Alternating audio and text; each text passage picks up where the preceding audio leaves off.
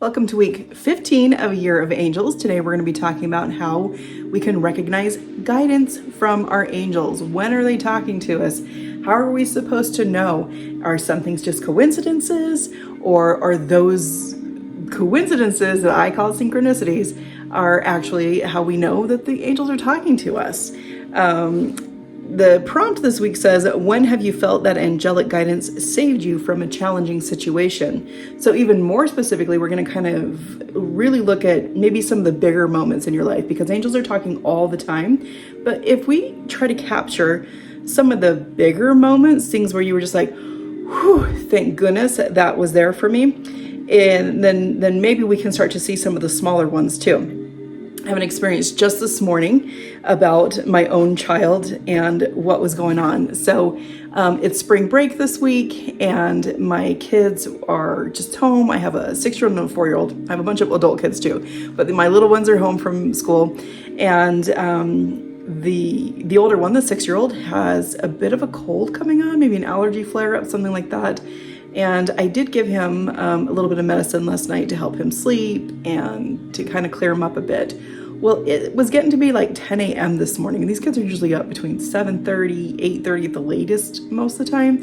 And so it's getting to be 10 o'clock and this kid's still sleeping. This does happen on occasion, but every time it happens, I kind of go, is he okay? Is he going to be all right? And I was downstairs making breakfast because I had time to do a little bit bigger of a breakfast this morning.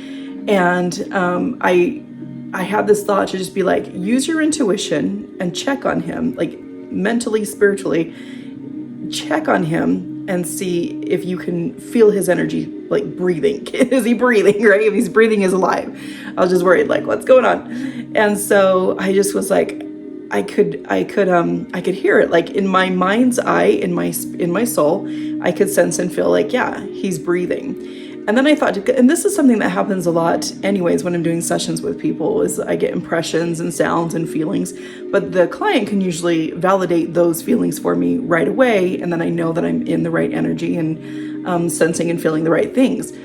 Well, since it's only me here and my kid who's asleep, I had this next thought come that was like, now go upstairs and actually see if, make sure they're okay. And then see if what you were feeling down here was accurate of what's going on up there.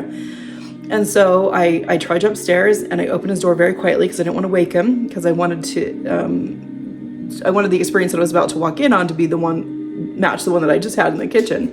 And so I walk up there, open the door slowly, and sure enough, he's turned, to where I can see him from the door.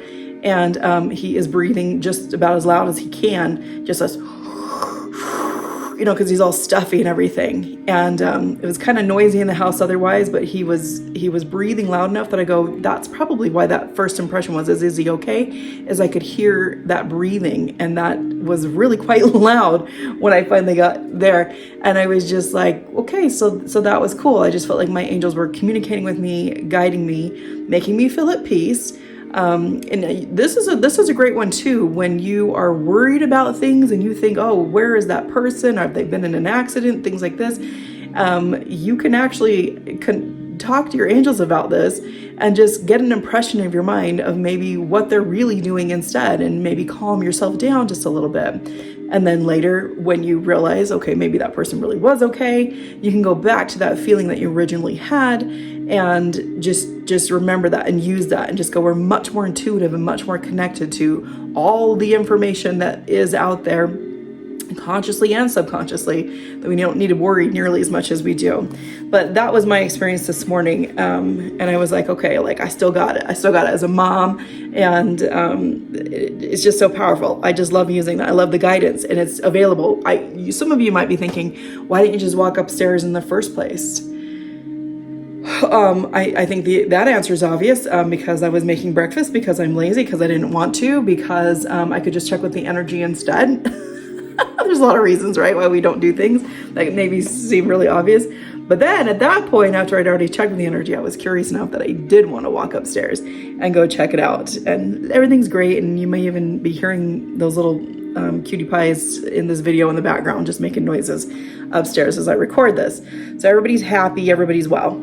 So for you this week, I really want you to look at some of these key points here that are written for week 15, where it talks about you may have some emotional feelings will come through where you do have that sense of relief, like I had just talked about, and just knowing like that peace comes from your angels. It's going to be okay. Meaningful coincidences or synchronicities, where you're going to be wondering about something in your life that could be happening, and then all of a sudden something kind of pops into your life that reminds you of that very thing and makes you feel like it's going to be okay, just coincidentally. And or the timing of the messages, or the way the messages are coming, like all of a sudden your friend is saying to you the same things that you've had the thoughts about, or your mom, or somebody like that. The messages are coming through in a lot of different ways, and these are people typically who haven't even spoken to each other or even know each other, and they're all saying the same message to you. That is guidance. We have to be like, okay, I think my angels are trying to get to me because I'm hearing this from several different places. I'm seeing images that seem very coincidental to what I'm going through, and just things like that. Too often people just go, oh, I don't think that's it. That can't be a sign. Yes, it can. Signs come very easily, frequently and easily. So almost everything, if you're looking for that confirmation, is going to be a sign. But don't get so confused in your mind that, oh, it said yes and then it said no and then it said yes. If you're getting signs that are saying yes and no and yes and no, that's because you're changing what it is you're looking for. Be very clear. I can't be more clear about how clear we need to be when we set intentions. That's why we covered that like week 1 of this whole thing. Be very clear with your intention. Stay with that intention. You will start to see things line up. You'll recognize that guidance in your life and know that it's guidance, and without being distracted or just feeling like totally lost at the end of the day. Like, I don't know if it's up or down or yes or no or left or right. You stay clear, those answers stay clear. Remember that. Have fun this week. We're trying to recognize more of those synchronicities and those messages coming through the angels in the form of guidance. And then also write down some times where you realize that they have saved you in those challenging situations. Maybe look at the bigger things in your life. Open that portal in your mind so that you can start seeing some more of the everyday things too. Join me next week when we talk about angel protection. We'll see you then.